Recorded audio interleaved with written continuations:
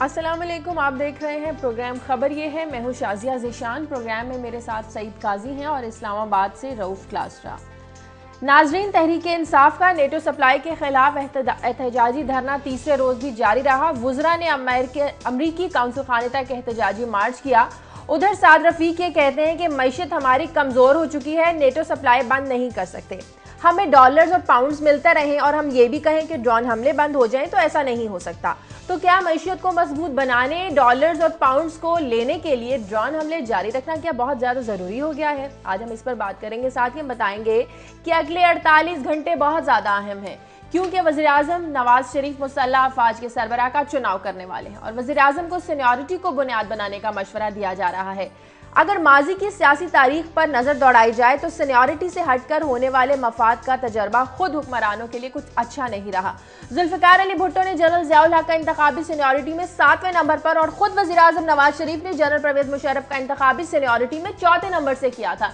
लेकिन अब की बार क्या हुकूमत की तरजीह सीनियरिटी होगी या वज़ीर-ए-आज़म आईनी तौर पर अपने इस्तेहकाक के मुताबिक सीनियरिटी से हट कर भी फैसला कर सकते हैं? और सीनियरिटी लिस्ट में कौन कौन से नाम शामिल हैं, इसको भी आपके साथ शेयर करेंगे। इसके अलावा और भी आम खबरें आपके साथ क्लासेस साहब और काज साहब शेयर करेंगे। सबसे पहले क्लास साहब से ले लेते हैं आज। जी क्लास साहब। जी शाजिया, आज 3 स्टोरीज हैं जो आपके साथ शेयर करनी है।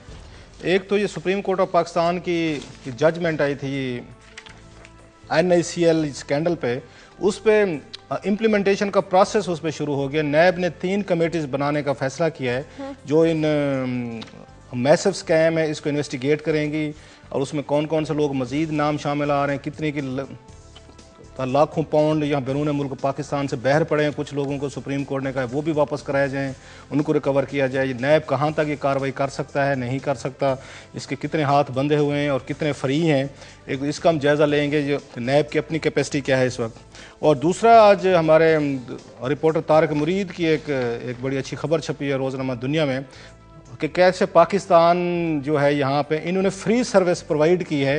यहाँ इंटरनेशनल एयरलाइंस को 5 अरब रुपए से ज़्यादा का बिल बनता था, तो वो बिल उनसे वसूल नहीं किया गया, उल्टा जो रिकॉर्ड था इसका वो भी गायब कर दिया गया है। तो एक और स्कैंडल है जो आपके साथ डिस्कस करेंगे। और साथ में आपको याद होगा हमने डिस्ट्रिक्ट लिया पे हमने किया था, हेपेटाइटिस के हवाले से स्टोरी की थी, उसका फॉलोअप्स लिए थे। उसमें बड़ा कुछ मज़ीद इंटरेस्टिंग फॉलोअप्स उसके सामने आ रहे हैं, तो वो शेयर करेंगे कि यहाँ पंजाब हुकूमत को जो डाटा दिया गया है, फिगर दिया गया है, वो कितना दुरुस्त है और कितना गलत है, कितना उनसे छुपाया गया है और कितना उनको दिखाया गया है कि वहाँ पर हेपेटाइटिस के एक्चुअल मरीज़ों की क्या वहाँ पर तादाद। और प्लस ये जवेद महमूद साहब जो गए थे वहाँ पर, जो सूबाई मौसब हैं, उन्होंने फॉलोअप के तौर पर कुछ वहाँ पे एक्शन करने शुरू किए हैं। उसका वहाँ के लोकल ब्यूरोक्रेसी पे क्या उसका इम्पैक्ट हो रहा है, कितना वो रेजिस्ट कर रहे हैं और कितना इसको इम्प्लीमेंट कर रहे हैं, ये फॉलोअप भी आपके साथ शेयर करेंगे। ठीक है जी काजी साहब, आप क्या बताएंगे? शायद शुरू में बात करूंगा कि अब टैक्स नेट को बढ़ाने के लिए ये बहुत सारी कोशिशें कर चुके हैं जो बराबर नहीं हुई और FBR नाकाम होता रहा। अब एक नई स्कीम उन्होंने बनाई है और टीमें बना दी हैं जो उनका जो इंटेलिजेंस इनलैंड इंटेलिजेंस है, टैक्स इनकम टैक्स डिपार्टमेंट की, ये टीमें जाएंगी बड़ी अमीर आबादियों में और ये देखेंगी गाड़ी कहाँ खड़ी है, ये कोठी कितने की है, और उसकी वो वीडियो बनाएंगे, तस्वीरें बनाएंगे और उसके बाद उनको टैक्स नेट में लाने की कोशिश की जाएगी। इसके अलावा दुबई में तक भी ये एक्सेस करेंगे। अब तकरीबन इससे पहले तो तमाम कोशिशें नाकाम हो चुकी हैं और हम ये सवाल इसमें उठाएंगे कि आखिर अगर आपके पास वो जो 3 मिलियन लोगों का डाटा पड़ा है तो आपको क्या ज़रूरत है घर घर जाने की। और फिर इसमें एक और भी नुकता है कि जो पहले एक टारगेट रखा है कि इतने एसेट वालों को हम पकड़ेंगे, तो क्या उससे ऊपर वाले एसेट वाले पकड़े जाएंगे या आप सिर्फ जो मिडिल टीयर है उन्हें पकड़ेंगे। और अगर आप दुबई में जाएंगे तो दुबई की बहुत से रास्ते आपकी कैबिनेट तक पहुंच जाते हैं, तो ये क्या है, इस पर बात करेंगे। उसके साथ ही जब इस तरह के मामलात हों, ऊपर से आप टैक्स ना ले रहे हों, तो फिर वतन और वतन अजीज़ पे क्या गुजर जाती है। ये सर्वे आया है और ये है न्यूट्रिशन नेशनल न्यूट्रिशन सर्वे, जिसके मुताबिक हमें पता चला कि 70% के करीब माएँ अनपढ़ हैं देहातों में और तकरीबन 36% या 36 से 40% के दरमियान माएँ अनपढ़ हैं शहरों में, जबकि 45.7% जो हाउस होल्ड के हेड्स हैं यानी मेल हैं जो घरों के सरबराह हैं। तो जब ये लोग अनपढ़ हों और ख़ास तौर पर जब माएँ अनपढ़ हों तो फिर बच्चों के साथ क्या होता है और क्यों होता है, और फिर ये हम क्या हमारी पॉलिसीज़ हैं, इस पर बात करेंगे। ठीक है, सबसे पहले बात कर लेते हैं काजी साहब, क्लास साहब। तहरीक इंसाफ का तीसरे रोज़ भी धरना जारी रहा कल और तहरीक इंसाफ के वोट कारकुन जिन्होंने ट्रक ड्राइवर्स को नीचे उतार कर तशद्दुद का निशाना बनाया, उनके खिलाफ मुकदमात भी दर्ज कर लिए गए हैं। क्लास साहब, ख्वाजा साद रफ़ी कहते हैं कि मईशत हमारी कमज़ोर हो चुकी है, हम नेटो सप्लाई बंद नहीं कर सकते, तो क्या नेटो सप्लाई की वजह से ही हमारी मईशत को संभाला मिल रहा है? शाहजहा, पहली तो बात यह है कि मेरा ख्याल है ये जो जवाब है ये ज़्यादा इतना स्ट्रांग नहीं है, क्योंकि हम ये खुद स्टोरी यहाँ पे ये ब्रेक कर चुके हैं अपने प्रोग्राम में कि नेटो सप्लाई की वजह से पाकिस्तान को फाइनेंशियल गेन्स कुछ नहीं हो रहे। अगर आपने फाइनेंशियल गेन्स देख रहे हैं, $250 वो पर कंटेनर दे रहे हैं जो हुकूमत पाकिस्तान की जेब में नहीं जा रहा, जो स्टोरी हम बकायदा दे चुके हैं इस शो में। एक धेला नहीं मिला पिछले 12 साल से पाकिस्तान को, 10 सालों में जब से ये लोग हमसे हकायक छुपा रहे हैं। जो $250 मिलते हैं वो मजदूरों की, और वहाँ पे जो चार्जेस होते हैं, ये पोर्ट चार्जेस हैंडलिंग हैं, ये उसके हैं। पाकिस्तान को पिछले 10 साल से एक भी डॉलर नहीं मिला, ये हम बात रिपीट कर रहे हैं, हम बता रहे हैं। लिहाजा ये मुआशी तौर पर तो कोई एक्टिविटी इनको ऐसा सच नहीं हो रही। हाँ, ये ज़रूर आप कह सकते हैं अगर उनका ये है कि इसमें रिवाइवल हो रही है मुईशत की और पैसे आ रहे हैं। यस, वो जो यहाँ पे आपका ये कंटेनर्स हैं, ड्राइवर्स हैं, उनकी सैलरी है, उनका रेंट है, वो शायद आपकी इकॉनमी में कंट्रीब्यूट कर रहा है, तो ये एक तरह की अलहदा बात होगी। अदरवाइज यहाँ पे जब हमने नेटो सप्लाई बंद की थी 8 महीने के लिए, इन्होंने शुमाली अपने रूट्स वगैरह इस्तेमाल किए थे, उन्होंने पर कंटेनर $1700 लिए थे। हम इनसे $250 हम नहीं ले रहे हैं, जो मैं बार बार रिपीट कर रहा हूँ। हमने कोई पैसा नहीं लिया अमेरिकन से, नेटो से, बल्कि हमें यहाँ पे आज जलील अब्बास जिलानी साहब ने बताया था, कमेटी की जो मीटिंग हुई थी वो ये मुतनाज़ा जो बन गई थी बाद में सरताज अजीज साहब के ड्रोन के बयान के हवाले से, उन्होंने कहा जी हमने गुडविल के तौर पर उनको इजाज़त दे दी है जी, आप सामान यहाँ से 10 सालों से पाकिस्तान से सामान आज हो रहा है, ये गुडविल के सहारे आ जा रहा है, ये पैसों का इससे कोई तल्लुक नहीं। हाँ, ये ज़रूर है आपके कंटेनर्स काम पे लग गए हैं, आपका पेट्रोल शायद रास्ते में आते हुए किसी पेट्रोल पंप से पेट्रोल डलवा दिया। ये जो आर्ग्यूमेंट है ना, मैशियत कमजोर होगी, पहले तो ये पता कर लें कि कौन सी मैशियत कमज़ोर होगी। क्या खुदा न खास्ता हमारे हुक्मरान जो हैं या हमारे जो पार्लियामेंट में लोग हैं वो कोई कसम पुरसी की हालत में रहना शुरू हो गए हैं, या इनके बैरून मुल्क असासे नीलाम होने शुरू हो गए हैं, या इनकी गाड़ियां बिकनी शुरू हो गई हैं। तो पहले तो ये जरा दो मैशियतें हैं, एक मैशियत हुक्मरानों की है, एक आम आदमी की है। और जो इनकी, मैं पहले ये बात कर चुका हूं कि ये एक अजीब बात है, मुझे आज तक समझ नहीं आई कि आप जिस मुल्क पर हुक्मरानी करते हैं, जहां रहते हैं, वहां आपके निजी कारोबार यूं फ्लरिश करते हैं कि आपके जो असासे हैं वो देखते ही हम अंगुष्ठ बदद ना रह जाते हैं। जब हम आम आदमी की मैशियत बर्बाद है और इसकी जिम्मेदारी आप हुक्मरान है, और अगर इस मुल्क में कोई खामी होती तो आपकी मैशियत बड़ी बुरी होती, आपकी मैशियत 3 दुगनी 4 तरक्की ना करती। और आज यहाँ पे कुछ 100, 200 या 1000 इंडिविजुअल ऐसा ना होता कि जिसके असासे इस मुल्क के फॉरेन एक्सचेंज से ज्यादा है। एक बात, दूसरी बात कि डॉलर और पाउंड लेते हैं। कल यहाँ पे डॉक्टर इकराम उल हक बड़े भले मानस और शरीफ आदमी हैं और खासे पढ़े लिखे आदमी हैं, वो हमें बता के गए हैं कि 20 से 25 अरब डॉलर साल का यहाँ से चोरी होकर बाहर निकल जाता है। $2.5 करोड़ जो है स्टेट बैंक खुद उसके हेड कह चुके हैं कि जनाब यहाँ से डेली जो है वो जो भी उसके वो बाहर जा रहा है। तो हम कुछ नहीं ले रहे, हम पीनट ले रहे हैं। जो क्लासरा साहब ने स्टोरी की थी और वो मैडम सेनेटर की बात की थी जिन्होंने कन्फ्रंट किया था सरताज अजीज साहब को, तो ये बात। और रह गई तीसरी बात कि भाई ड्रोन हमले जो हैं इस तरह करते हैं, अदालतें कर देते हैं बंद आज से, तो इस तरह करते हैं, ड्रोन बना लेते हैं। हम कहेंगे जी फलां मोहल्ले में, एक मिनट, फलां मोहल्ले में एक मुजरिम है, उसको आज ड्रोन से मार देते हैं, तो जंगल का कानून ले आते हैं। बात की मुझे ब्रेक लेनी है, ब्रेक के बाद वापस आएंगे तो बात करेंगे कि पाकिस्तान ने ड्रोन तैयार करके फौज के हवाले कर दिए हैं, तो क्या अब हम खुद दहशतगर्दों को मारने के काबिल हैं? इस पर बात करेंगे एक ब्रेक के बाद।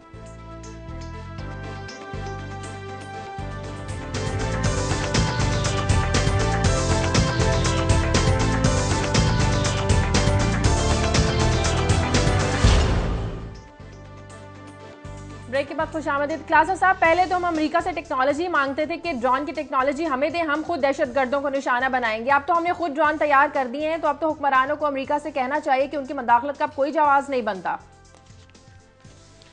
शाहजहा, इससे पहले कि मैं इस पे आऊँ आपके इस ड्रोन वाला सवाल पे, मैं ज़रा ये नेटो सप्लाई पे कि हमें किस तरह इसको डील किया जा सकता है। लोग कहते हैं कि बाज़ दफ़ा हम सलूशन नहीं पेश करते। असल बात ये जो मेरा ख्याल है वहाँ पे उस दिन ये सुगरा इमाम ने की है सेनेट की स्टैंडिंग कमेटी में, हमारे यहाँ की कोई रीजनिंग लॉजिक्स पे हम बात कम करते हैं। अब ईरान को देख लें, अब ईरान ने कैसे बैठ के दुनिया की 6 पावर्स के साथ अपने मुआहदे किए हैं और पूरी कौम खुश है, वहाँ पे सेलिब्रेट किया गया है, हीरोज़ के तौर पर उनके वज़ीर ख़ारजा को हीरो का वेलकम दिया गया जब वो ये वापस आए हैं और क्या डील करके हैं कि ईरान अपने न्यूक्लियर प्रोग्राम को रोल बैक करेगा, 20% वो यूरेनियम पे लेके जाएगा, जिसका मतलब है वो बम नहीं बना सकेगा। इस पे पूरी की पूरा उनका ईरान खुश है कि आपने ठीक किया है, आपने बम नहीं बनाया, थैंक यू वेरी मच, आपकी बड़ी मेहरबानी, आपने हमसे सैंक्शन हटवाई हैं, आप पैसा लेके हैं, इन्वेस्टमेंट लेके हैं, हमारा तेल फरोख्त होगा और हमारे जो फ्रीज्ड अकाउंट्स हैं वो खुलेंगे। अब जरा हमें ईरान से जरा आके सीखना चाहिए, हमें शाम से भी थोड़ा सा सीखना चाहिए। और बड़ी इंटरेस्टिंग बात ये है, इन दोनों से नाराज कौन है? दो ममालिक नाराज हैं कि ईरान के साथ डील क्यों की। जनाब, ये सऊदी अरब और इजराइल नाराज हैं कि आपने क्यों बख्श दिया, आप बम मारते ईरान पे तो वो बेहतर रहता। जरा अब स्टाइल देखें ये हमारे सऊदी अरब साहब का। आगे चलते हैं, हमें अगर हम ये डील क्यों नहीं कर सकते नेटो के साथ, जो सुगरा इमाम बात कह रहे हैं, इमरान खान उसको स्लोगन क्यों नहीं बनाते कि 32 अरब डॉलर का सामान निकालना है अमेरिकन ने इससे अफगानिस्तान से। आप कहें इमरान खान साहब कि हमारा इतना बड़ा सूबा है, वहां से गुजरता है सारे का सारा, हमारी राहत आ रही है, हमें 10 अरब डॉलर दें। अब 10 अरब डॉलर अमेरिकन से लें, ये गैरत इज्जत की बातें दुनिया में मेरा ख्याल और तरीके से देखी जाती हैं। जब बच्चे भीख मांग रहे हो यहाँ पे और मुआशी बदहाली का हाल अभी आपने काजी साहब से सुन लिया है, आप अमेरिकन को कहें कि हजूर आप यहाँ से जाना चाहते हैं वापस, हम आपकी डील थी फेडरल हुकूमत से थी कि यहाँ से आपने सामान लेके जाना है, अब आपने सामान निकालना है वहां से अफगानिस्तान से, नई डील करें, आपने 32 अरब डॉलर का सामान जाना है, आप मेहरबानी फरमाएं 10 अरब डॉलर का एक हमें चेक दें हम, ताकि KPK के जो हालात खराब हुए हैं, यहाँ पे टेररिज्म हुआ है, लोग अफेक्ट हुए हैं, इंडस्ट्री नहीं है, यूथ आपकी जॉबलेस है, आप उनकी मेरा ख्याल अपलिफ्ट के लिए काम करें। आपको इस पर जोर देना चाहिए कि आप वहां से नेटो सप्लाई के लिए जो रूट है उसके किराए को 10 अरब डॉलर से आपको कम नहीं मानना चाहिए। ये मेरा ख्याल है ज्यादा बेटर रूट है। अच्छा, इसमें शायद बड़ी इंटरेस्ट, हमें ताने कौन देते, वो जी बगैरत हो गए जी, डॉलरों के लिए बिक गए हैं, जो खुद जिंदगी भर 1 टक्का जिन्होंने इनकम टैक्स नहीं दिया, जिन्होंने रियासत के लिए कुछ कंट्रीब्यूट नहीं किया। अब शाह महमूद कुरैशी हमें आके ताने देंगे, जिनका अपना बेटा जैन कुरैशी जो है वो जॉन कैरी के दफ्तर में काम करता है, वो हमें ताने देता है। आप अंदाजा करें, वो जी बिक गए हैं, आप डॉलरों के लिए बिक गए हैं, बगैरत हो गए हैं। ये गैरतमंद है जनाब, ये गैरतमंदों की कहानी सुना रहा हूँ कि जिनके बच्चे जो हैं जॉन कैरी के दफ्तर में काम करते रहे, वो ठीक है। अच्छा, अगली बात यह है कि यही जो ये शाह महमूद कुरैशी साहब वजीर खारजा रहे, उस वक्त इनको नहीं याद था, ये ड्रोन तो 2004 से चल रहे हैं। उनका फोटो आप ये कभी किसी वक्त देखें जो उनका छपा था अखबारात में, उनका हिलरी क्लिंटन के साथ वो जहाँ पे सर मिला के हंस रहे थे और कह के लगा रहे, किसी वक्त वो जरा फोटो भी दिखाएं इस कौम के, जो वहां पे खड़े होकर मैं गैरत और बगैरती और गैरत के ताने देते हैं।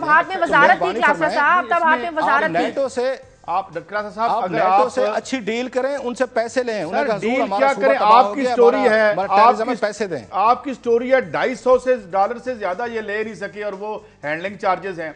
हजूर, अगर हम रीविजिट कर लेते हैं एक दफा फिर विकीलीक्स जूलियन असांज वाली, कि ये एन पैटरसन के पास जाता कौन था और कैसे जाता था, नंबर 1। नंबर 2, क्लासर साहब, बात ये है कि एक छोटी सी स्टोरी लगती है, अगर आप डिफाई करें और आपके अकाउंट हो यूरोप और अमेरिका में सेफ हेवंस में, केमन आइलैंड्स में हो या अमेरिका हो, हमें अंदाजा है किस किस के, मगर हम बात नहीं करते।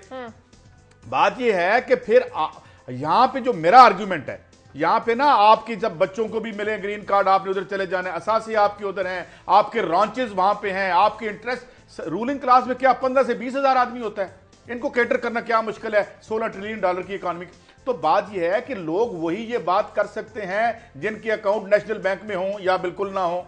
अब ये जो क्लास है, ये क्लास ये इसकी हिस्टोरिकल बैंक्रप्सी और इनएबिलिटी है, और अगर मैं गलत हूं तो ये सही साबित करके ये मामला ठीक कर दें तो 4 साल हुकूमत है, अल्लाह करे ड्रोन भी बंद हो जाए या रोजगार भी मिल जाए और सब कुछ हो जाए।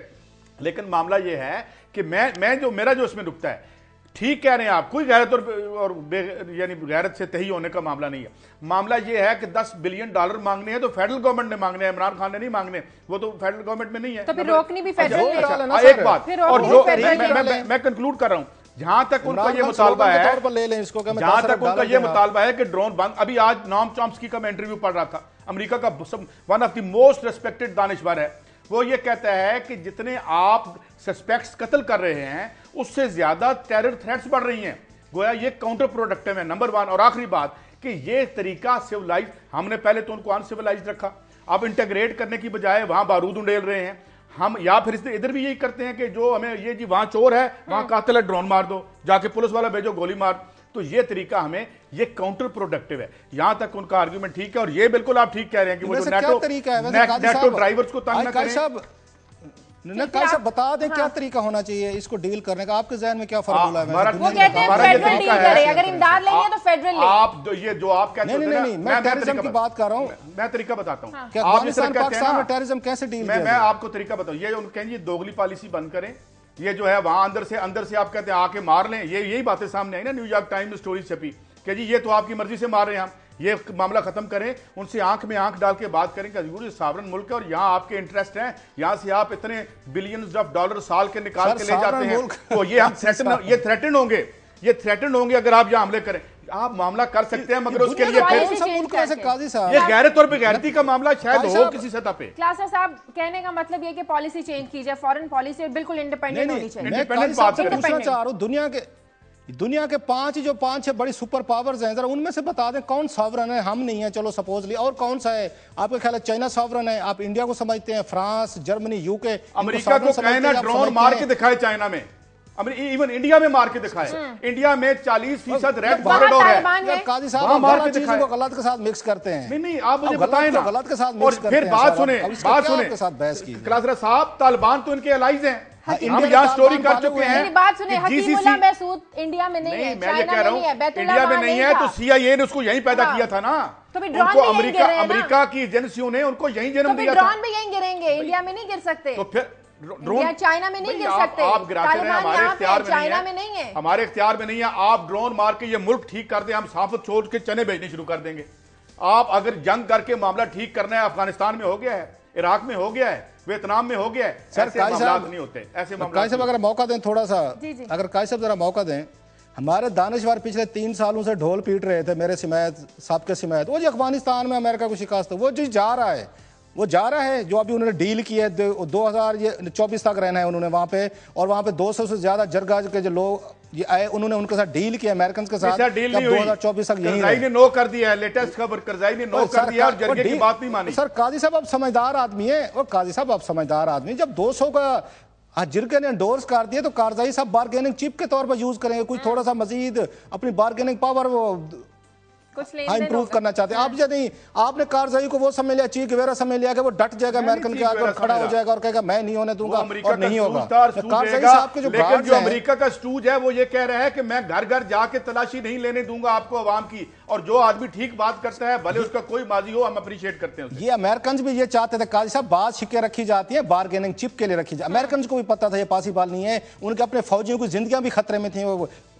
वो अगर घर घर तलाशी लेते, हर अफगान के घर में बंदूक होती है, हर एक के घर में कुछ ना कुछ गोला बारूद पड़ा होता है। ये अमेरिकन की लाइफ्स भी डेंजर में थी, उन्होंने जानबूझ के क्लास रखी ताकि बार्गेनिंग चिप करें। देखे अमेरिकन ने पीछे कर लिया है, अब ऐसी क्लास उन्होंने माननी भी नहीं थी, अमेरिका ने मनवानी भी नहीं थी, उनके फायदे भी नहीं थी। ये धरना बस की अलामत ही ऐसे खत्म हो जाएगा, ये तहरीक इंसाफ कोई रिजल्ट लेके ही उठेगी, इसके बाद फिर आगे बढ़ते हैं। एक बड़ा अच्छा ट्वीट कल किया है ये अतर मनीला साहब ने, उन्होंने कहा जी जब ये पेश कर रहे थे इनको अपनी जाके यादाश्त पेश कर रहे थे वहां पे, ये अमेरिकन काउंसलर को FIR तो दर्ज कर चुके हैं, तो गिरफ्तार कर लेते उसी वक्त अमेरिकन काउंसलर को, तो धरना खत्म हो जाता, मुलजिम गिरफ्तार, उसको प्रोसिक्यूट करें। बात यह है कि आपने गलत तरीके से मसाइल हल कर रहे हैं, इन चीजों से मसले नहीं हल होने वाले। आप बैठ के अमेरिकन के साथ निगोशिएट करें, इमरान खान साहब को कर लेना चाहिए, उन्हें दबाव बढ़ाना चाहिए। And I would say it's unpopular बात, जैसे ईरानियन लोग उन्हें इसको वेलकम किया है डील को, उन्होंने कोई गैरत बगैरती के ताने नहीं दिए कि आपने 20 साल प्रोग्राम चलाया, 20 साल बाद रिवाज करने पे आ गए। दुनिया में ये कौमों के मफादात बदलते रहते हैं, उनकी प्रायोरिटीज बदलती रहती हैं, वक्त के साथ आप अपने आप को बदलें। ये गैरत और बगैरती ब्रिगेड के चक्कर में ना पड़े, आपका सूबा तबाह हो गया। अमेरिकन साथ बैठे, उन्होंने कहा हजूर हमें $10 अरब का चेक चाहिए, हम अपने सूबे को सबसे ज्यादा बेहतर बनाना चाहते हैं, आपने तबाह किया है, पैसे दे साहब। मैं आपसे इत्तेफाक करता हूँ, मेरा सिर्फ इख्तिलाफ यह है कि उसकी तामीर नो ड्रोनों से नहीं होगी। अच्छा मुझे ब्रेक लेनी है, ब्रेक का वक्त है। ब्रेक के बाद नाज़रीन जब वापस आएंगे तो बात करेंगे नया आर्मी चीफ कौन, इसका फैसला आइंदा 48 घंटों में होगा। एक ब्रेक के बाद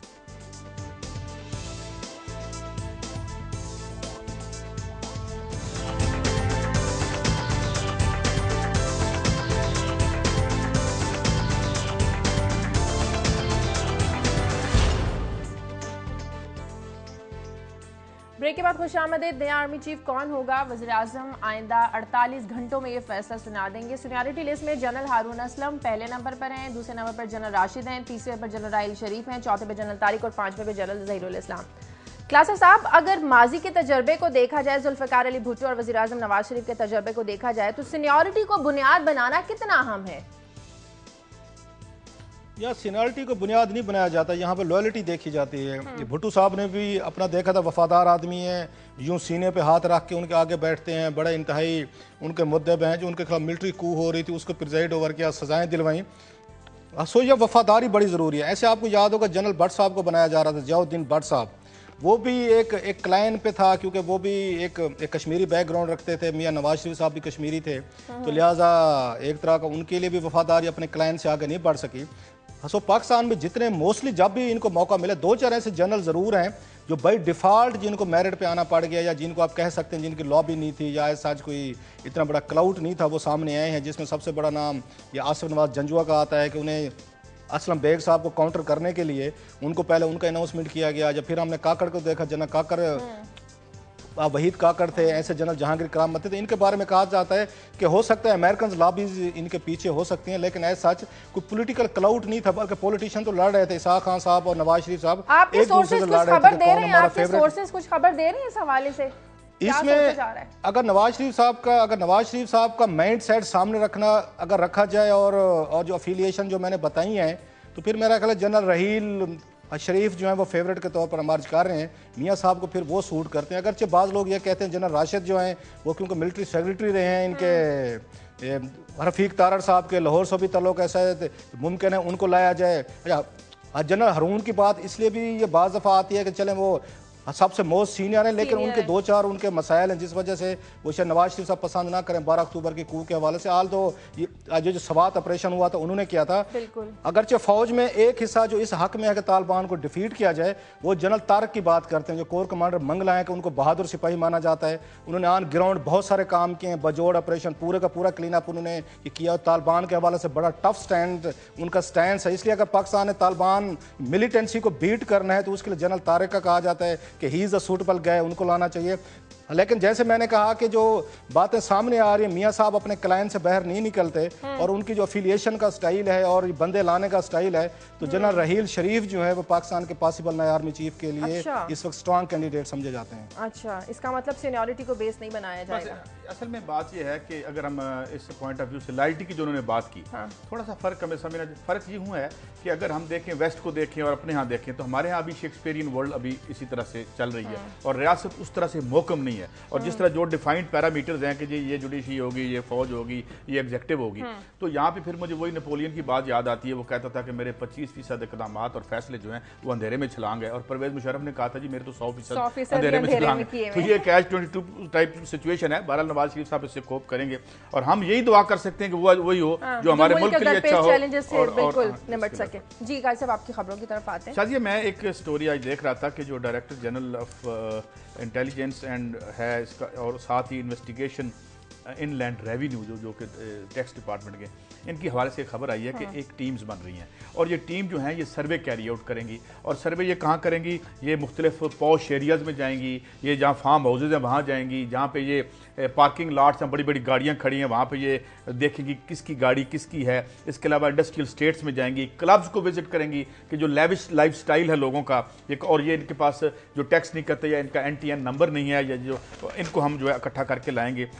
और ये ड्राइव शुरू भी हो चुकी है और वो ये भी बता रहे हैं कि इस ड्राइव में 1-2 इंडिविजुअल जिनका नाम अभी नहीं आया उनको आइडेंटिफाई किया गया कि एक इंडिविजुअल जिन्होंने 300 गाड़ियां खरीदी हैं। अब देखना ये है कि उन्होंने टैक्स अदा किया या नहीं किया। इसी तरह और एक साहब है, उन्होंने एक बड़ी लग्जरी यार्ड्स खरीदी हैं जो समंदर में शिपिंग से उनका ताल्लुक है, तो वहाँ पर बड़ी बड़ी पार्टीज होती है। मगर मुझे समझ नहीं आता कि इनको रोकना या इनको पकड़ना क्या मुश्किल है। आपके पास 3 मिलियन लोगों के वो मौजूद हैं एसेट्स, लेकिन मामला ये मुझे यूँ लगता है कि जो टॉप ब्रेस है या ब्रेस्ट, खैर वो और हवाले से हम इस्तेमाल करते हैं टर्म, मगर जो टॉप के जो टाइकून्स हैं वो तो हैं अनटचेबल। तो दरमियान में लगता है कि कहीं से कहते हैं अब अच्छा अब मामला क्या है? IMF की कंडीशनैलिटी ये है कि जनाब पैसे इकट्ठे करके दें, और ये भी आवाम को ख्याल रखें कि जो पैसे इकट्ठे होंगे ये कुछ ना उनकी तालीम और तरबियत या सेहत पे नहीं लगेंगे, ये हमने IMF की किस्तें देनी है और उसी की कंडीशनैलिटी की वजह से हो रहा है। मगर इसमें एक और दिलचस्प चीज़ ये है कि दुबई तक रसाई की जाएगी।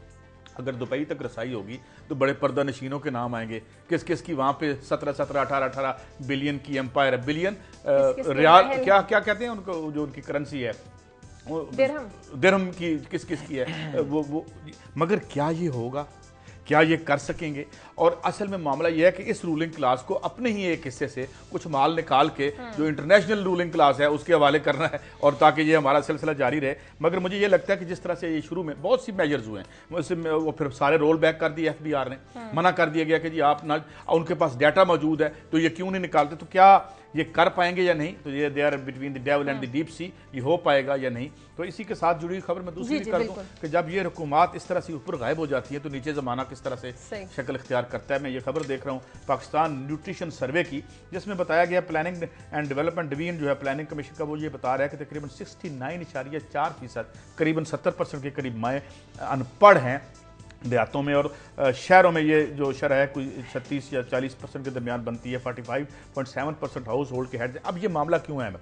मामला ये अहम है कि जब 70% माएँ अनपढ़ हों तो उन्हें पता नहीं होता कि साफ़ पानी की क्या अहमियत है, उन्हें हिफ्ज़ान सेहत के असूलों को वो नहीं जानती, तो वो 70% माएँ अगर बीमार होगी तो 70% बच्चों एक बीमार नस्ल का पैदा होना जो है, तो ये आपने काम करने होते हैं कि आप अपनी आबादियों को अगर ये पैसे खर्च करें लोगों पर, और ये आपके फार्म हाउसों पे और ये आपकी ओवरसीज मालों पे ना लगे, तो ये जो सर्वे आया है ये प्लानिंग कमीशन ऑफ पाकिस्तान की तरफ से आया है, और ये इंतहाई अफसोसनाक और शर्मनाक है। इस हवाले से भी सोचा जाना चाहिए। आगे बढ़ते हैं, साहब से कमेंट ले लें। वैसे क्लास साहब कुछ कमेंट करेंगे आपकी तरफ? हम काश साहब आपकी बड़ी अच्छी स्टोरी थी पहले वाली के दुबई तक जाएंगे, मैं उससे बड़ा फैसिनेट हुआ हूँ। ये अगर आप कभी गूगल करें ना दुबई वाली बात, ये पिछले 10-15 साल से ये मुसलसल हमें ये गोली यहाँ पे FBR साहब जरूर खिलाते हैं कि हम दुबई जा रहे हैं जी, वहाँ पे इन्होंने प्रॉपर्टीज खरीदी हुई है, वहाँ पे इन्होंने FBR टीम जा रही है, बस लोग जा रहे हैं, इनको कोई आने देता है वहाँ पे? नंबर 1। और दूसरी जो FBR के अपने अंदर मैसिव करप्शन है, कोई उसका भी पूछगछ है कि नहीं? अरबों रुपए के रिफंड्स क्लेम के स्कैंडल आते रहते हैं, कभी एक अफसर को भी सजा नहीं मिली, और बड़े बड़े लोगों से ये अपनी सिफारिशें करके तैनाती कराते हैं। इस मुल्क की बदकिस्मती देखें, ये कहते हैं हम घरों में जाएंगे, वीडियो बनाएंगे, कैमरे बनाएंगे, इनके घरों में कौन जाएगा वीडियो और कैमरे बना के लेके आएगा? ये कि खुद क्या कुछ कर रहे हैं।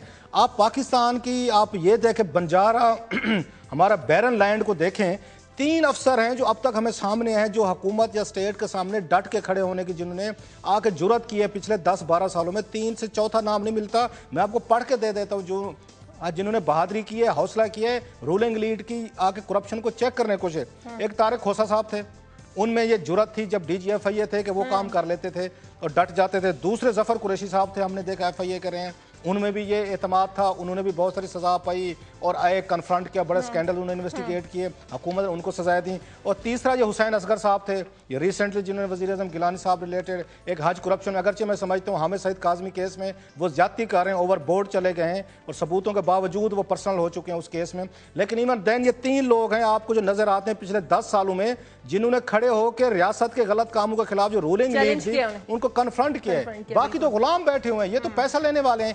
आप क्या कहते हैं, घरों में जाएंगे, 4 गाड़ियां खड़ी हैं, आपका ख्याल है केस बना के ले आएंगे, उनको प्रूव करेंगे कि एसेट कहां से आए? ये सिंपली डील्स करेंगे कि आए हजूर आप पकड़े गए हैं, अब बैठे मुझे दे, मुझे कितने पैसे देने हैं। हम ओवरऑल करप्ट हो चुके हैं, ये मानने वाली बात है। 98% मैं कहता हूं, चलें 2% का मार्जिन रख लेते हैं, मैंने बहुत कम लोग देखे होंगे 1% 2% जो ईमानदारी से चलेंगे या रूल्स की बात करेंगे या थोड़ा सा इस करप्शन के इसमें तालाब में अपने आप को उन्होंने थोड़ा सा दूर रखा हुआ है। अदरवाइज ये जो है ना सारे ये चीजें आपके मेरे इसाक डार साहब का मनी लॉन्ड्रिंग का बयान पड़ा है ना, मैं आपके पास उनसे पूछे, हुदैबिया पेपर मिल का ये उनका पड़ा हुआ है ना, उनमें जो उन्होंने ये मनी लॉन्ड्रिंग की थी इसाक डार साहब ने, ये आपके कहीं FBR को है जरूरत इनमें चेयरमैन में इसाक डार को जाकर प्रूव करके दिखा सके? ऐसे बातें करते हैं और बैठ के सारा वो आना जाना लगा रहता है। मुझे ब्रेक लेनी है नाज़रीन, ब्रेक के बाद वापस आएंगे तो बात करेंगे NICL स्कैंडल की। एक ब्रेक के बाद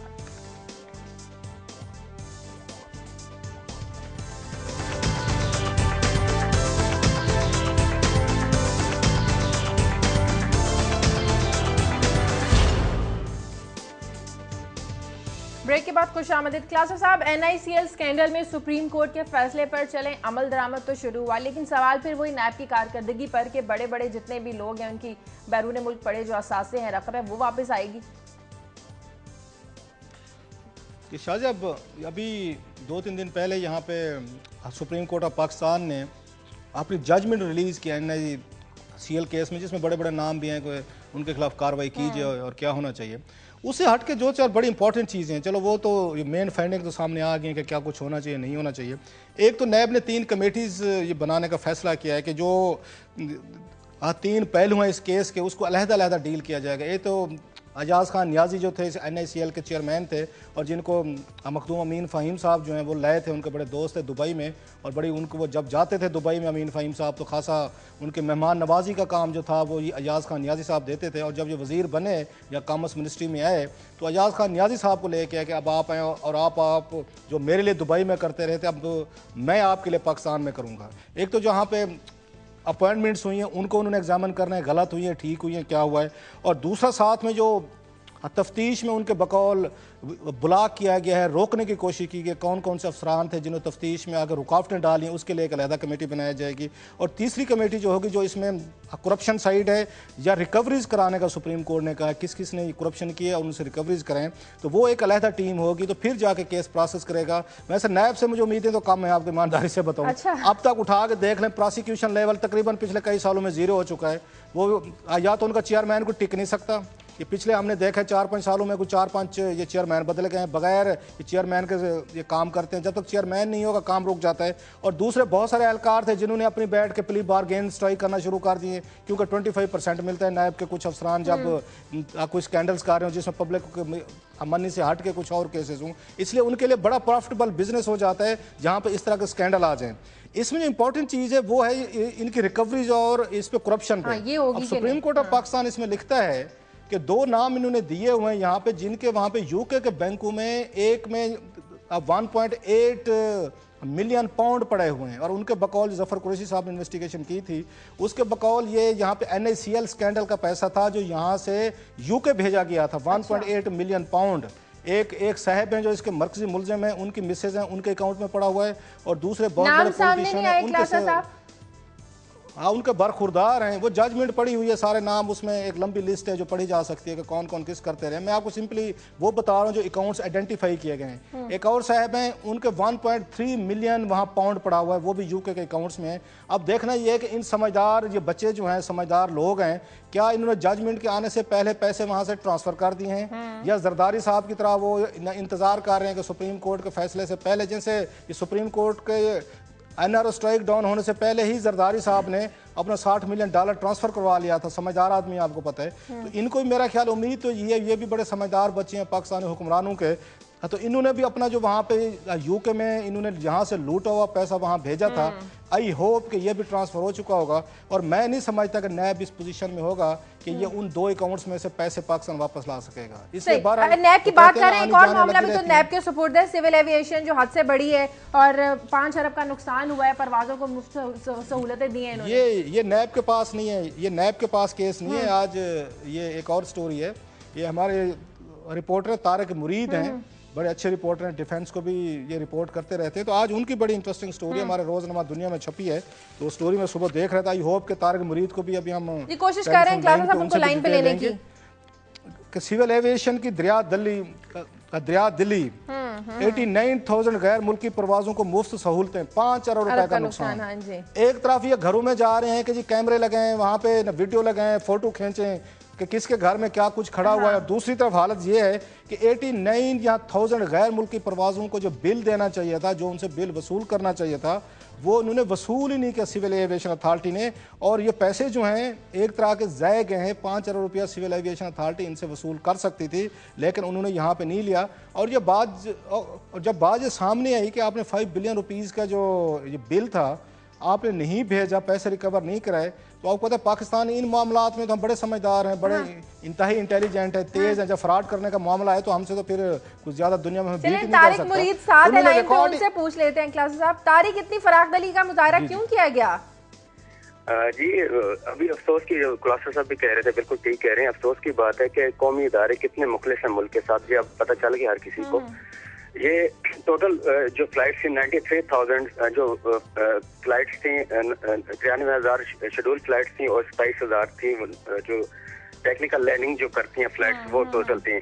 अब मजे की बात यह है कि 27,000 टेक्निकल लैंडिंग में से सिर्फ 1,000 को से किराया वसूल किया गया, 26,000 को छोड़ दिया गया कि आप जो मर्जी आए करें।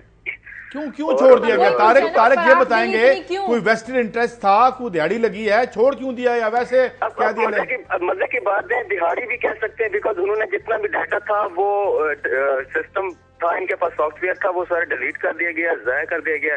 वो बताया गया है कि ये वायरस आ गया था सिस्टम में, इसकी वजह से सिस्टम कोलैप्स कर गया है। अब ये मामला, क्योंकि सिविल एविएशन तो काफी अर्से से इंक्वायरी, तर्जुमान से भी मेरी बात हुई थी, वो कह रहे थे कि इंक्वायरी चल रही है, लेकिन इतना अर्सा हो गया कि इंक्वायरी अभी तक मुकम्मल नहीं हो पाई।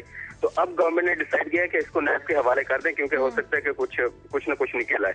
अच्छा, नैब इसकी तहकीकात करेगा। क्लासा साहब, जिस नैब पे एतमाद नहीं रहा वही इस मामले की भी तहकीकात करेगा। 5 अरब का मामला है। नहीं, आखिर में ये पता क्या कहेंगे, PIA किसी के हवाले कर दो पौने पौने में। तो मेरे ख्याल में इसीलिए ये अरेंजमेंट्स हो रहे हैं, लगता है ये ठीक है, बहुत शुक्रिया। लगता है ये इस मुल्क में एक नैब रह गया है और जो नैब की बुरी हालत हो चुकी है वो हमारे सामने है। खुद नैब में बहुत सारे स्कैंडल्स हैं जिनको छुपा लिया जाता है। लाहौर में बहुत सारे केसेस है, लोगों से पैसे पकड़ रहे थे, वहाँ पे एक बड़े साहब थे जो वहाँ पे आर्मी से आए हुए थे। लंबी कहानियां हैं, जिसका जो जी हाथ लग रहा है वही कर रहा है। इन्वेस्टिगेशन वाली एजेंसी भी जब करप्ट हो चुकी है, जब उनमें कैपेसिटी नहीं है कि जैसे मैंने कहा नैब से जरा पूछ लेते हैं कि आपने पिछले 3-4 सालों में कितने केसेस आपने उनको तकमील तक पहुंचाया और कितने लोगों को सजा दिलवाई है। उन्होंने कभी काम किए नहीं। मैं भी राजनपुर से नाज़रीन एक स्टोरी है वो मैं आपके साथ शेयर करना चाहती हूँ। मुआशरे की तंग नजरी के हवाले से राजनपुर में एक जोड़े ने पसंद की शादी की और वहाँ पर पंचायत ने उन्हें देखते ही गोली मारने का हुक्म दिया है और वो जो लड़का का लड़का था उस पर अगवा का मुकदमा दर्ज करवा दिया है। वज़ीर आला साहब प्लीज़ आप इस मामले को देखें। वैसे तो हम अपने माशरे को तालीम के जेवर से आरास्ता करने की बातें करते हैं और बात करते हैं कि लोगों को अवेयर होना चाहिए, लेकिन जो पंचायती सिस्टम है इसको ख़त्म करना चाहिए। ना ये किसी कानून को मानते हैं और अपने ज़बरदस्ती अपने जो फैसले हैं वो लोगों पर थोपने की कोशिश करते हैं। हमारे नुमाइंदे कमर सराज लाइन पर मौजूद है, उनसे बात करते हैं। कमर, क्या ये इस वक्त ये जोड़ा है कहाँ पर, ये लड़का लड़की कहाँ पर है जिन्होंने शादी की और पंचायत ने हुक्म क्यों दिया है?